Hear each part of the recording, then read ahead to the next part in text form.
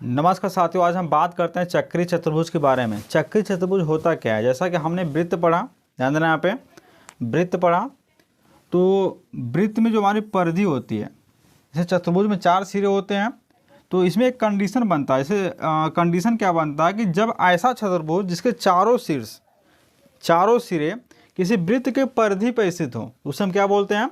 चक्रीय चतुर्भुज कहते हैं। ध्यान देना यहाँ पे, जैसे हमारा चतुर्भुज ऐसा बन जाए, जैसे इस तरह की, ये देख रहे हैं चारों सिरे इसके हैं, किसी वृत्त के परिधि पर स्थित हो। जैसे मानते हैं हमारा P, Q, R और S हो गया। तो इसमें कंडीशन क्या बनता है? कंडीशन ये बनता है भाई कि जैसे इसका जो सम्मुख कोण होते हैं हमेशा क्या होते हैं? 180 अंश के बराबर। सम्मुख का मतलब क्या होता है कि आमने सामने के कोण। क्या होते हैं? आमने सामने के कोण। जैसे हम कह रहे हैं Q का जो सम्मुख कोण होगा वो हमेशा यस होगा, और P का जो सम्मुख कोण होगा वो हमेशा क्या होगा? R होगा। तो इसमें कंडीशन ये बनता है, इस पर सवालें भी लगती हैं।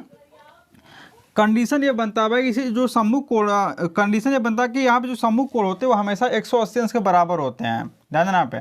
जैसे कभी कभी पूछ देता है भाई ये हमारा 70 अंश है, कोण P 70 अंश है, तो कोण R का मान ज्ञात कीजिए। तो कैसे निकालेंगे? ध्यान देना यहाँ पे, कंडीशन क्या होता है भाई, यहाँ पे कोण P प्लस कोण R बराबर कितना होगा? 180 अंश होगा। यानी सम्मुख कोणों का योग हमेशा 180 अंश के बराबर होगा। तो हमको कोण R निकालना है, कोण P यहाँ पे दिया हुआ है, तो हम इसको 70 अंश ले लेंगे और कोण हम R ले लेंगे, बराबर हमारा हो जाएगा 180 अंश।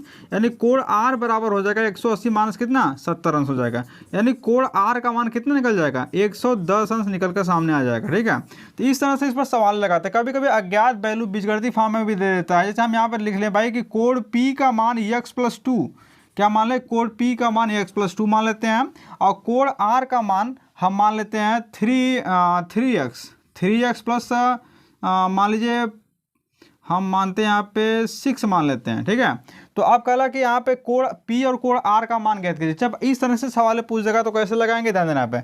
इस तरह से इसको क्या कंडीशन हमारा क्या होता है? सम्मुख कोणों का योग हमेशा 180 के बराबर होता है। तो सम्मुख कोण हमारे क्या होगा? यहाँ पे x+2 प्लस हमारा कितना हो जाएगा? 3x प्लस 6 बराबर कितना? 180 अंश हो जाएगा। बात में आगे। और यहाँ पे 3x प्लस x कितना हो जाएगा? यहाँ पे 4x हो जाएगा, प्लस 6 प्लस 2 कितना हो जाएगा? यहाँ पे 8 हो जाएगा, यानी 180 अंश। ठीक है, यानी 4x बराबर कितना हो जाएगा? 180 माइनस 8 बराबर कितना? 172, यानी 172 हो जाएगा। x बराबर हो जाएगा 172/2, 172/4, 2 दूना 4 और 2 अट्ठे 16, 2 छक्का 12, 2 चौका 8, 2 तिहाई 6, यानी 43 अंश आ गया। ठीक है, x बराबर 43 अंश आ गया। तो यानी कोण P बराबर क्या हो जाएगा? कोण P बराबर हमारा है भाई यहाँ पे x+2 है, तो यानी हमारा हो जाएगा 43 अंश प्लस कितना? 2 अंश बराबर कितना हो जाएगा? 45 अंश आ जाएगा।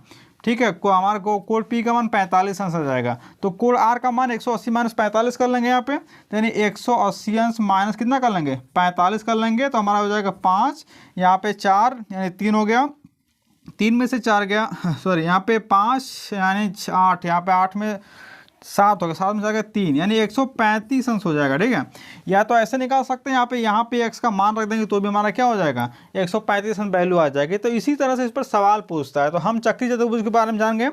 ऐसा चतुर्भुज जिसके चारों सिरे किसी वृत्त के परिधि पर स्थित हो उसे हम चक्रीय चतुर्भुज कहते हैं। कंडीशन क्या बनता है? कंडीशन यह बनता है भाई कि चक्रीय चतुर्भुज के सम्मुख कोणों का योग हमेशा 180 अंश के बराबर होता है, जैसा कि मैंने आप लोगों को सवालें बता दिया। ठीक है, अब इसके क्षेत्रफल की बात करते हैं। तो क्षेत्रफल इसका क्या होता है? इसके लिए ध्यान देना यहाँ पे।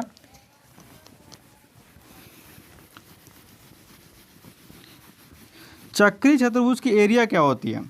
जैसे इसकी भुजाएं हम मान लेते हैं क्रमशः ABCD हैं इस फॉर्म में।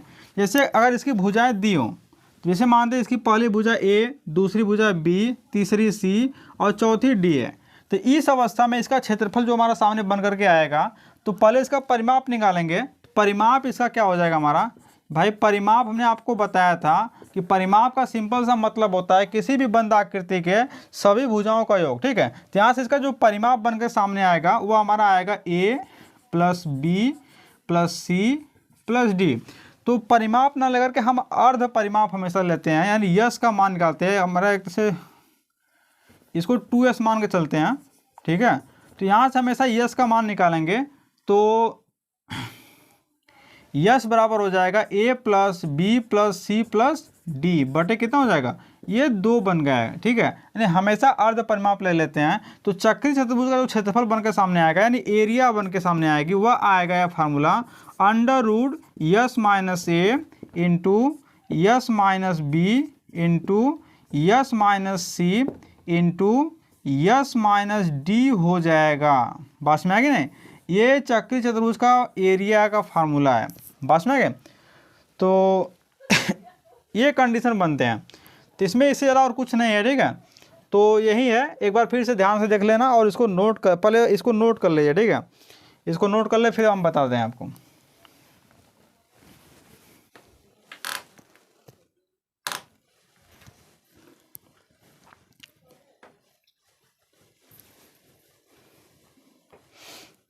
तो एक बार फिर से ध्यान देना यहाँ पे, जैसा कि हम बात कर रहे थे चक्रीय चतुर्भुज के बारे में, यानी ऐसा चतुर्भुज जिसके चारों सिरे किसी वृत्त के परिधि पर स्थित तो उसे हम चक्रीय चतुर्भुज कहते हैं। कंडीशन इसमें यह बनता है भाई इसके सम्मुख कोणों का योग हमेशा 180 अंश के बराबर होता है और इसका जो अर्ध परिमाप होता है हमेशा a plus B plus C plus d/2 यानी चारों भुजाओं के योग का हम आधा कर देते हैं तो अर्ध परिमाप निकल के सामने आता है। तो जो इसकी एरिया बनकर सामने आती है under root S minus A S minus B S minus C S minus D, यानी क्या करते हो उसके अर्ध परिमाप में से क्रमशः चारों भुजाओं को माइनस करके मल्टीप्लाई कर देते हैं और उसका अंडर रूट मतलब रूट एक तरह से उसका निकाल लेते हैं। ठीक है, इस तरह से आज का टॉपिक हमारा लगभग कंप्लीट होता है।